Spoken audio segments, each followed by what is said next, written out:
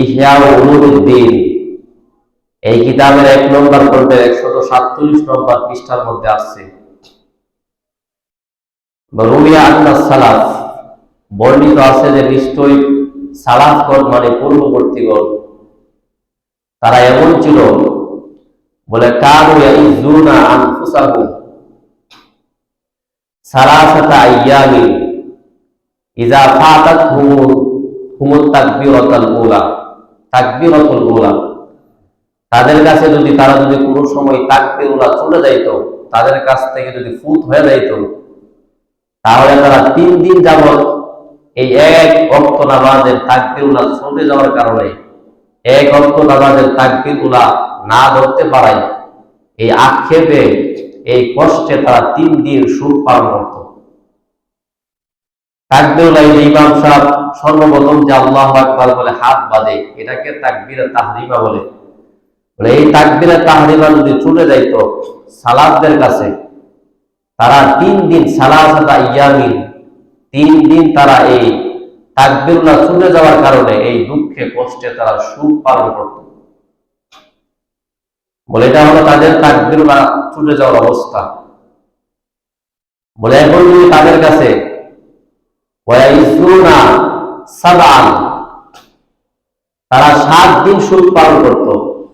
ইযা ফাতাতহুমুল জামা, যখন তাদের কাছে জামাত চলে যেত। সম্মানিত হাজিরিন, গত জুমাগুলোতে আমরা আলোচনা করতেছিলাম জামাতে নামাজ আদায় করার গুরুত্ব ও ফজিলত সম্পর্কে।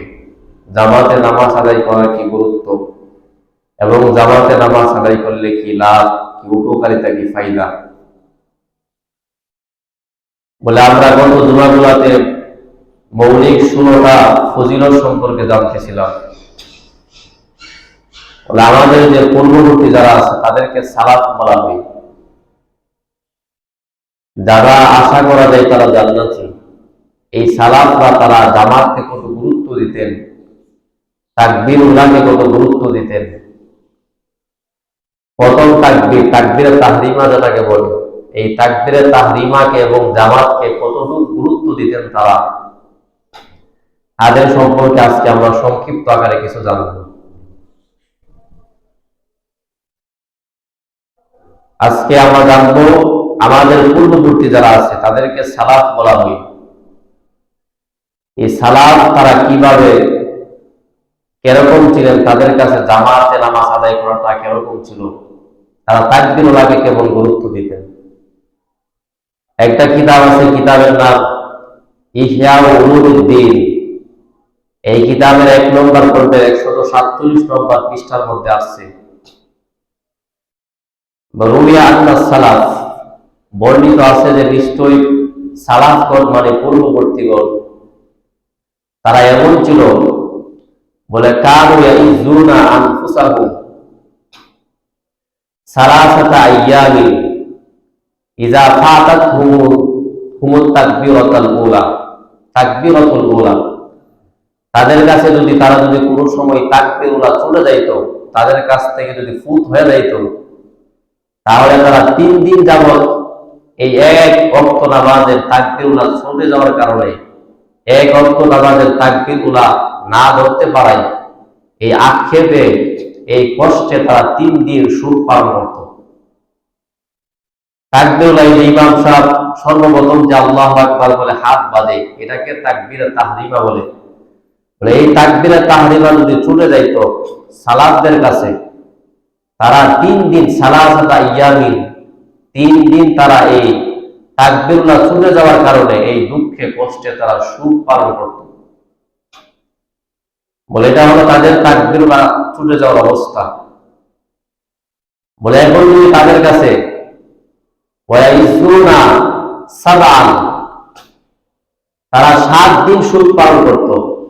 ইযা ফাতাতহুমুল জামা, যখন তাদের কাছে জামাত চলে যেত। দেখা গেছে তারা হওয়ার কারণে মসজিদের মধ্যে আসার পর দেখলো জামাত সংগঠিত হয়ে গেছে।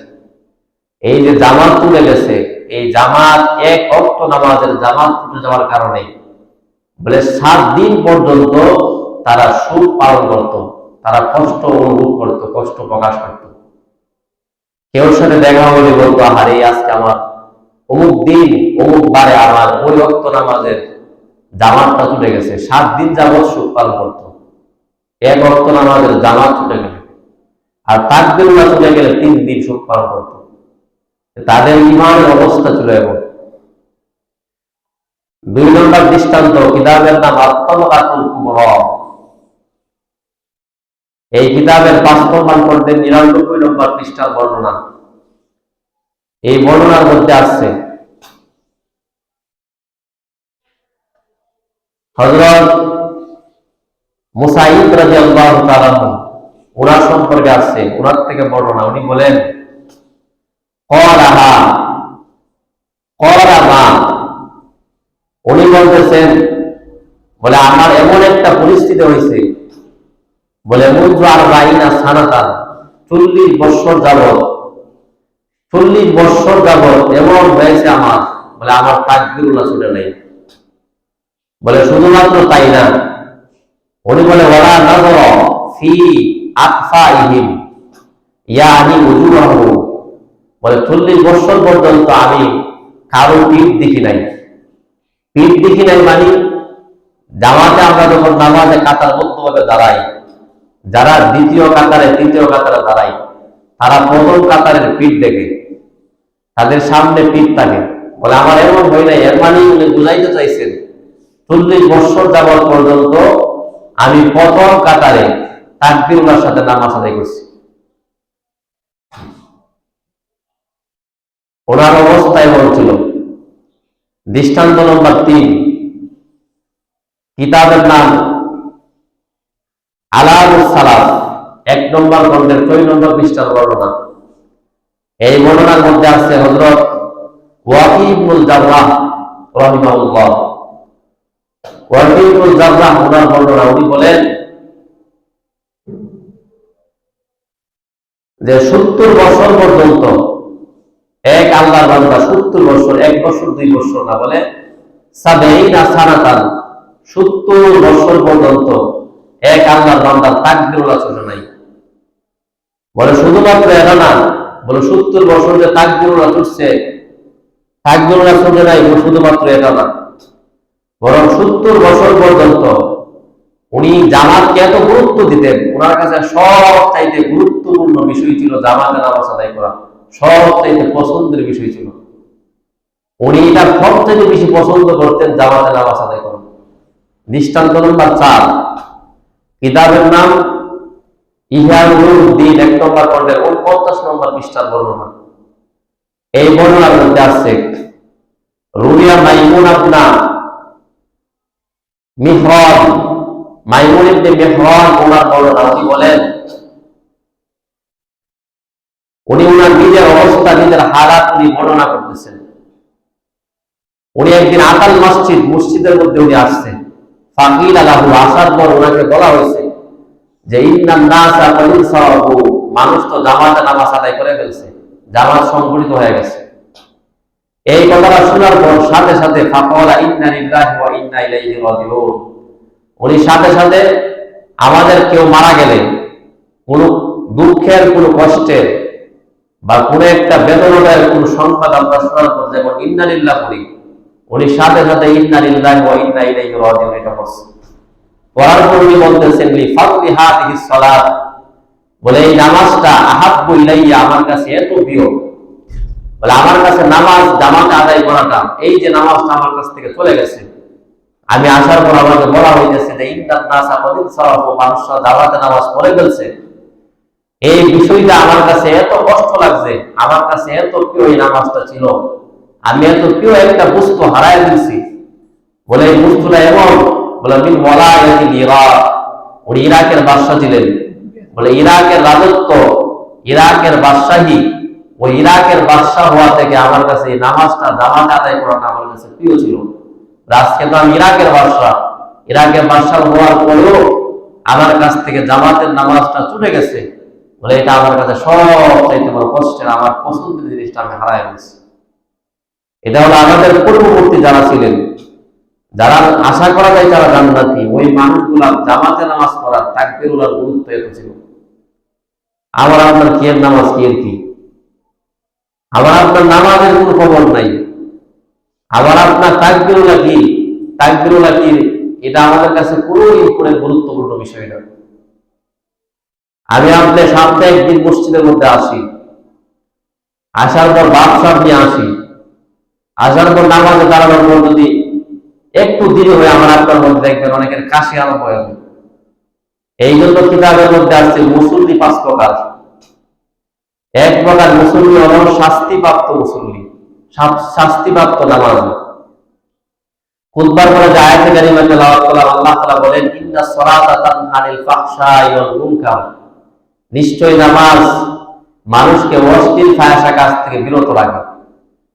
এই আয়াতটা যখন আমি আপনি পড়ি, যারা একটু পণ্ডিত টাইপের নিজেদেরকে জ্ঞানী করে সাব্যস্ত করতে চায়, তারা প্রশ্ন হতে পারে যে নামাজ পড়ার পরেও তো মানুষের স্বভাব পরিবর্তন হয় না। অমুকে নামাজ পড়ে সুদ খায়, নামাজ পড়ে মিথ্যা বলে, নামাজ পড়ে এরকম ভাবে ফাহিশা কথা মুখ দিয়ে বলে, নামাজ পড়ে উল্টা পাল্টা চলাফেরা করে, বলে নামাজ পড়ে তার সতর ঠিক নাই, নামাজ পড়ে প্রস্রাব করে নীলাপুরুষ ব্যবহার করে না, বলে এমন অবস্থা করে নামাজ পড়ে দোকানপাটে গিয়ে টিভির দিকে তাকায় থাকে, বলে অনেক গুণাগুণার সাথে সম্পৃক্ত।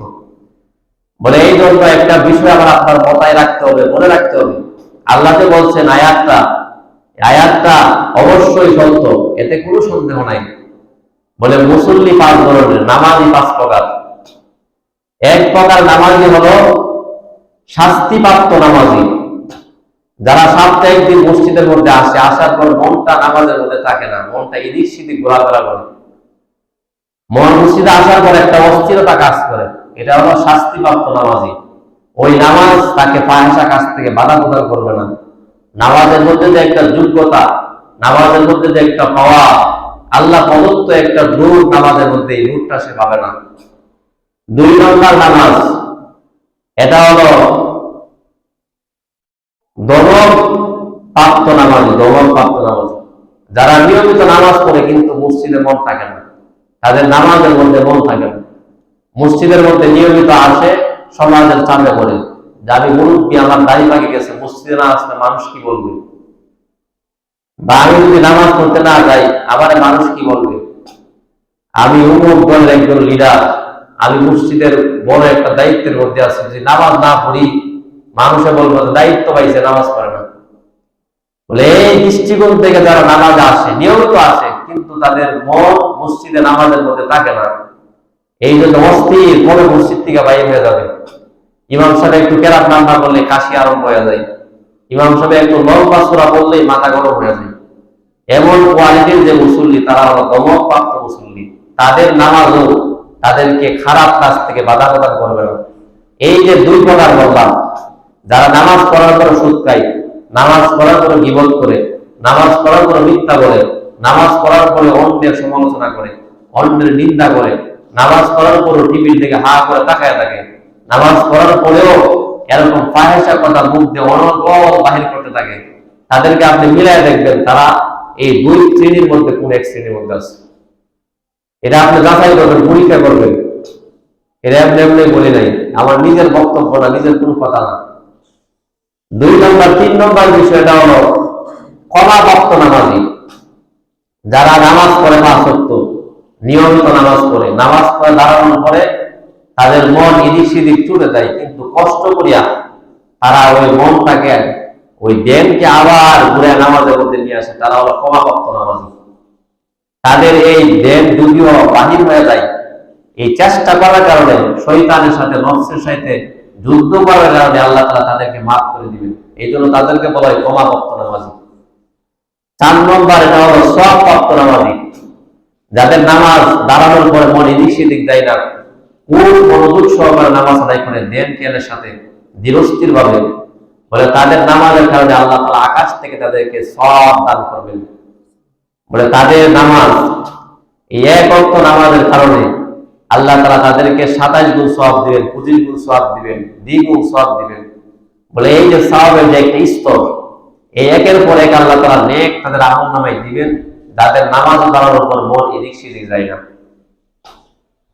এটা হলো 4 নম্বর। 5 নম্বর, যেটা হলো নৈকট্য প্রাপ্ত নামাজি, যে নামাজ আল্লাহর কাছাকাছি নিয়ে যায় ওই নামাজ। এই হলো মোট 5 ওয়াক্ত নামাজ, নামাজি মুসল্লির 5টা কোয়ালিটি।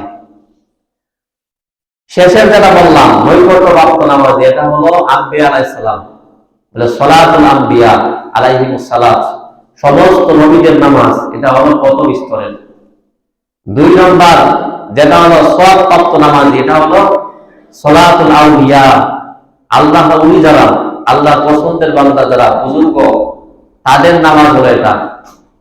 3 নম্বর যাদের মন চলে যায় আবার কষ্ট করে নামাজের মধ্যে নিয়ে আসে, মন যখন এদিক সেদিক অনেক চিন্তা ফিকির মাথার মধ্যে আসে, তখন নামাজে দাঁড়ানোর পরে বান্দা চিন্তা করে, আরে আমি তো আল্লাহর সামনে দাঁড়াইছি, নামাজ দাঁড়াইছি, এগুলো কেন আসে? এই যে বারবার যে নফসের সাথে যুদ্ধ করে, নফসের সাথে মোকাবেলা করে, বলে ওই নামাজি হলো ক্ষমাপ্রাপ্ত নামাজি। এই চেষ্টা করার কারণে, নফস শয়তানের সাথে যুদ্ধ করার কারণে, আল্লাহ এই চেষ্টার কারণে বান্দার অপরাধ গুলা, এই যে নামাজে দাঁড়ানোর উপর বিভিন্ন চিন্তা ফিকির মাথার মধ্যে আসে, আল্লাহ মাফ করে দিবেন। এটা হলো ক্ষমাপ্রাপ্ত নামাজি। সলাতুল মাগফুর, এটা হলো ক্ষমাপ্রাপ্ত নামাজি। 2 নম্বর যে বিষয়টি ছিল, এটা হলো দমনপ্রাপ্ত নামাজি। এটা বলে তাদের স্তর কি, বলে এটা হলো এমন যে তারা হলো দমনপ্রাপ্ত নামাজি।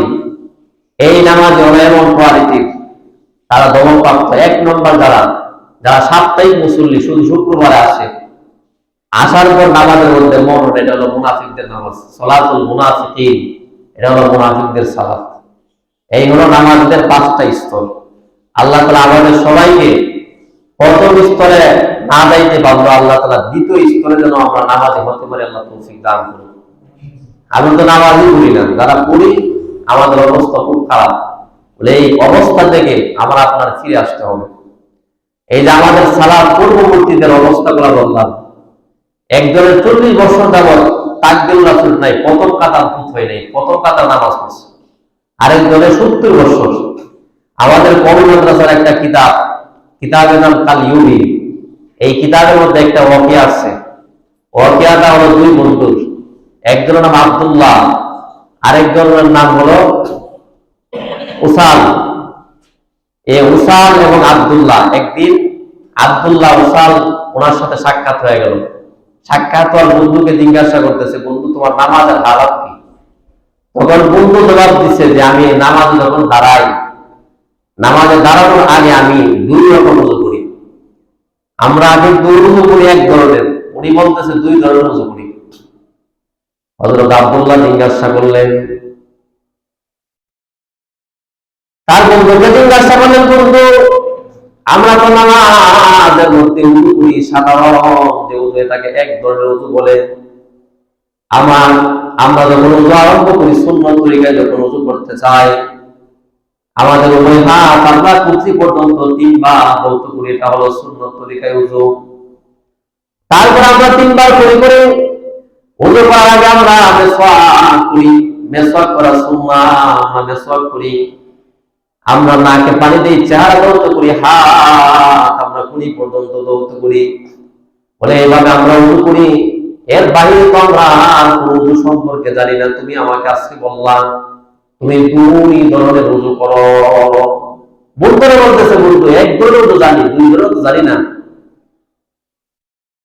তো বললাম, তোমার বন্ধু জবাব দেয়, বন্ধু শোনো, আমি যখন নামাজের জন্য প্রস্তুত নেই, নামাজের জন্য যখন আমি দাঁড়াই, প্রথম আমি ওযু করি যে ওযু স্বাভাবিক আমরা সবাই যে ওযুটা করি, ওযুটা যখন আমরা করি, আমি ওযুটা যখন করার পর আমি যখন মসজিদের মধ্যে প্রবেশ করি, নামাজে দাঁড়ানোর আগে আমি এরকম ভাবে অন্তর দিয়ে আমি চিন্তা ফিকির করি, অন্তরের মধ্যে আল্লাহ তাআলার বই আমি নিয়ে আসি।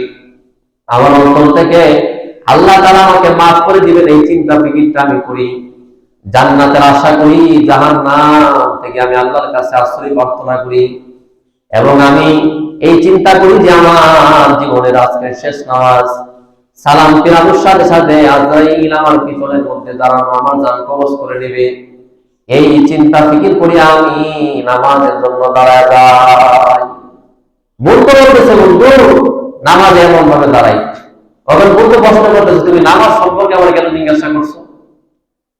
বলছে জনাবে রাসূলুল্লাহ সাল্লাল্লাহু আলাইহি ওয়াসাল্লাম বলেন, বন্ধু, কেউ যদি নামাজ যার ঠিক হয়ে যায়, নামাজ যার সুন্দর, তার ঈমানের অবস্থা তত সুন্দর, তার আমলের অবস্থা বড়, হালত বড় ভালো। এই জন্য নামাজ সম্পর্কে আমি তোমার কাছে জানতে চাই। এবার বলবো ডাকবেন, আব্দুল্লাহ শুনো, আমি যখন নামাজের জন্য তাকবীরে তাহরিমা বলে যখন আমি হাত বাঁধি, তখন আমি চিন্তা করি আমার সামনে আমার যে রব আমাকে সৃষ্টি করলেন, আমার রব যিনি আমাকে লালন পালন করে, যিনি আমি কোনো কিছু না চাইতে আমাকে দান করে, যিনি আমাকে সম্মান দান করেন, যিনি আমাকে বেইজ্জতি করেন, যিনি আমাকে সব কিছু দান করেন, ওই রব আমার সামনের মধ্যে দাঁড়ানো, আমি রবকে সিজদা করতেছি। দ্বিতীয় চিন্তা আমি করি আমার ডান দিকে জান্নাত, আমার বাম দিকে জাহান্নাম। আমি ফুলসিরাতের মধ্যে দাঁড়িয়ে আছি, আমার নিচে জাহান্নাম। যদি নামাজটা আমি নিশ্চিত করি, নামাজের মধ্যে যদি উল্টা পাল্টা চিন্তা ফিকির করি, তাহলে আমি ফুলসিরাত থেকে সোজা জাহান্নামের মধ্যে পড়ে যাবে। এই চিন্তা ফিকির করি, পিছনের মধ্যে আজরাইল দাঁড়ানো, আমার নামাজ শেষ হওয়ার পর আমাকে আজরাইল আমার জানকে কবজ করবে। শুধুমাত্র তাই না, ডাক দিয়ে বলে, বন্ধু আব্দুল্লাহ, তুমি শোনো, আমি যখন নামাজের মধ্যে দাঁড়াই, আমি যখন আল্লাহরে সানা করার পর, আমি যখন আলহামদুলিল্লাহ রাব্বিল আলামিন সূরা ফাতিহার প্রথম আয়াতটা যখন আমি পড়ি, তখন আমার চিন্তা হয় আর রহমানির রহিম আয়াতটা মনে করতে পারবো না, এর আগে মনে আজরাইল আমার জানকে কবজ করে ফেলবে।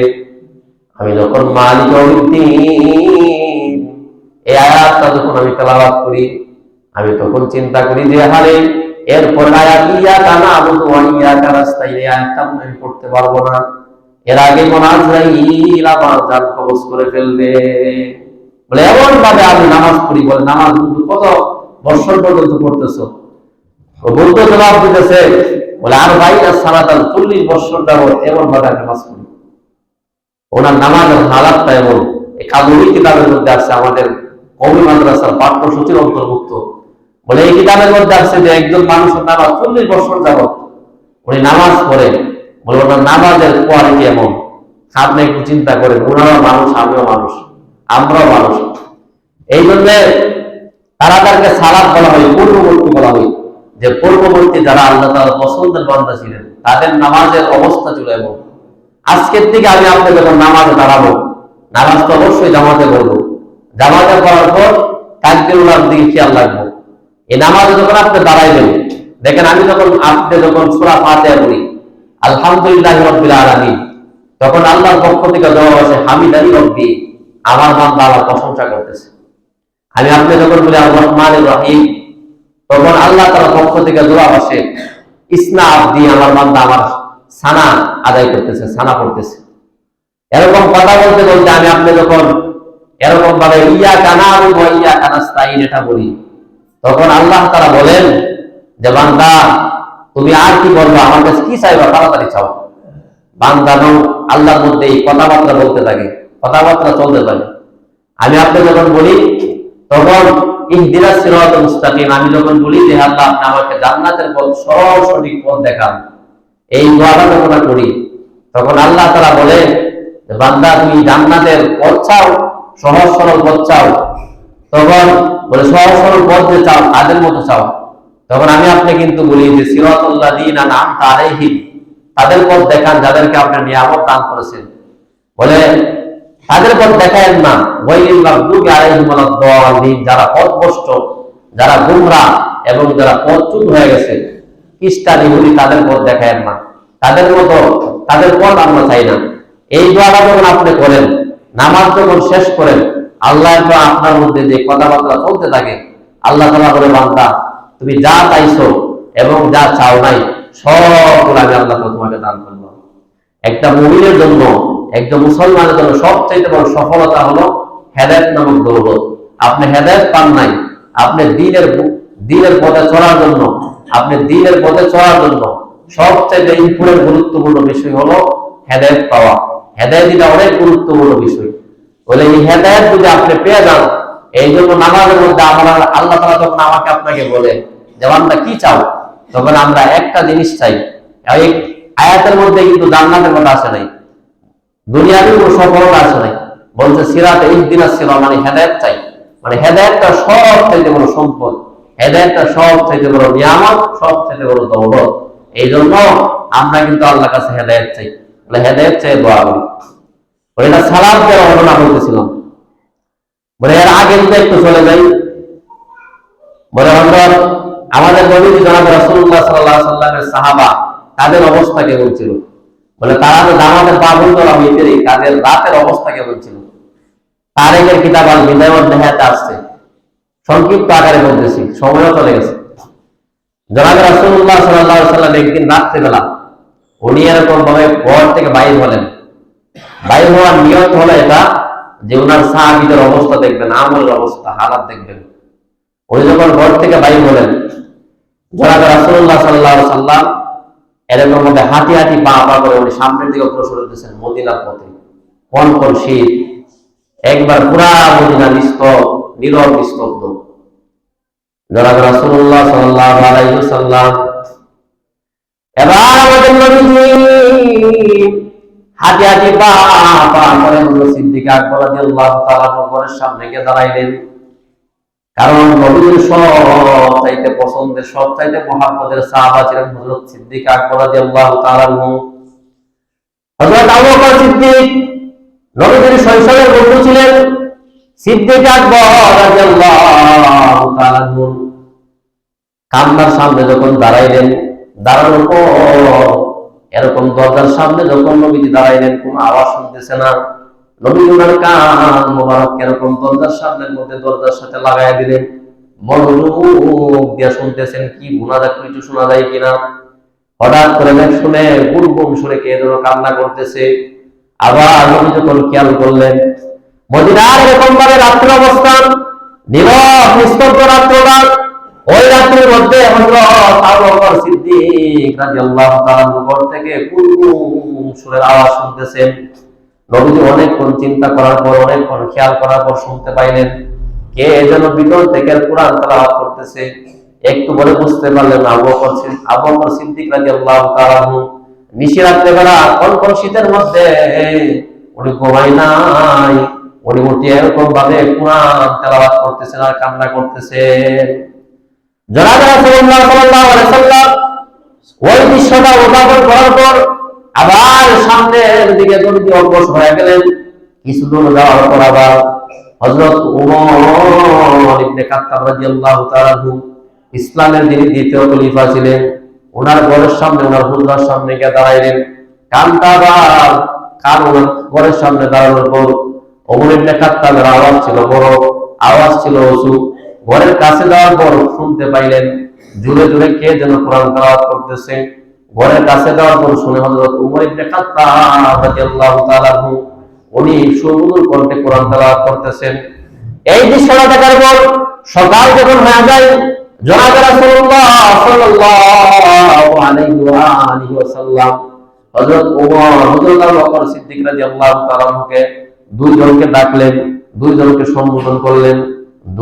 দুজন সাহাবা শাইখাইন রাদিয়াল্লাহু তাআলা ওমর যখন দাঁড়াইলেন, নবীজি হযরত আবু বকর সিদ্দিক রাদিয়াল্লাহু তাআলা কে বললেন, আবু বকর, আমি রাত্রেবেলা, রাত্রেবেলা যখন তোমার বাড়ির পাশে গেলাম, তোমার ঘরের মধ্যে গেলাম, গুনগুন সুরে তুমি কি পড়তেছিলা?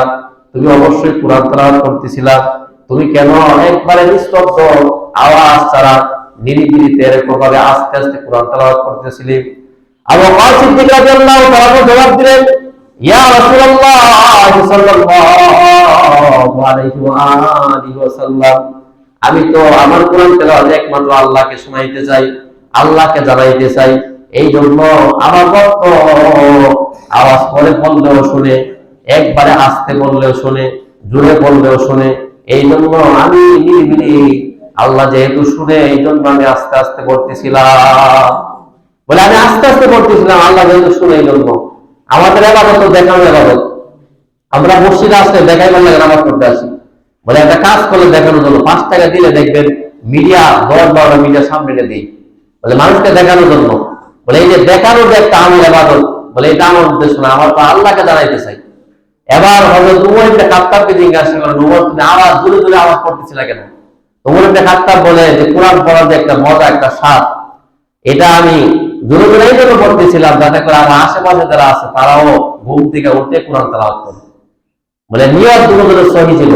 এই জন্য বুখারী শরীফের প্রথম নম্বর হাদিস ওয়াক্কাস ইবনে আল-লাইসি থেকে বর্ণনা, হযরত উমর ইবনে খাত্তাব রাদিয়াল্লাহু তাআলা উনি বলেন যে সামি'তু উমর ইবনে খাত্তাব রাদিয়াল্লাহু তাআলা ইয়াকুল, আমি উমর ইবনে খাত্তাবকে বলতে শুনেছি, উনি বলেছেন ইন্নামাল আমালু বিন্নিয়াত ওয়া ইন্নামা লিকুল্লি ইমরিইন মা নাওয়া, প্রত্যেক কাজ নিয়তের উপর নির্ভরশীল, নিয়ত অনুযায়ী বান্দার আমলের প্রতিদান আল্লাহ তাআলা দান করবেন।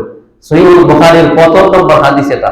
বলে এটা এই হাদিসটাকে সামনে রেখে মুহাদ্দিসিনে কেরাম ব্যাখ্যা স্বরূপ বলছেন যে প্রত্যেকটা কাজ নিয়তের উপর নির্ভরশীল। এই জন্য ইমাম বুখারী প্রথম হাদিসটা আনছেন, আনায় ছাত্রদেরকে শিক্ষার্থীদেরকে এই দিকে অনুধাবন করেছেন, এই দিকে দাবিত করছেন যে তোমরা বুখারী শরীফ পড়বা, নিয়তটা সহি রাখতে হবে। একটা আমল করবা, নেক কাজ করবা, প্রত্যেকটা কাজের ক্ষেত্রে নিয়তটাকে সঠিক করতে হবে। নিয়ত সঠিক করার পর কাজ করবা। দেখেন দুজন সাহাবা, ওনাদেরকে শাইখাইন বলা হয়, সাহাবীদের মধ্যে মুরব্বী। এই দুজন সাহাবা, এই শাইখাইন উভয়জন, ওনারা একজন আসতে বলছে আল্লাহকে শোনানোর জন্য, নিয়ত সহি, আরেকজনে দূরে করছে পাশের তারা যাতে করে আওয়াজ শুনে এরকম ভাবে কোরআন পড়ার জন্য উদ্বুদ্ধ হয়ে যায়। উভয়জনের নিয়ত কিন্তু সহি ছিল, নিয়ত কিন্তু শুদ্ধ ছিল।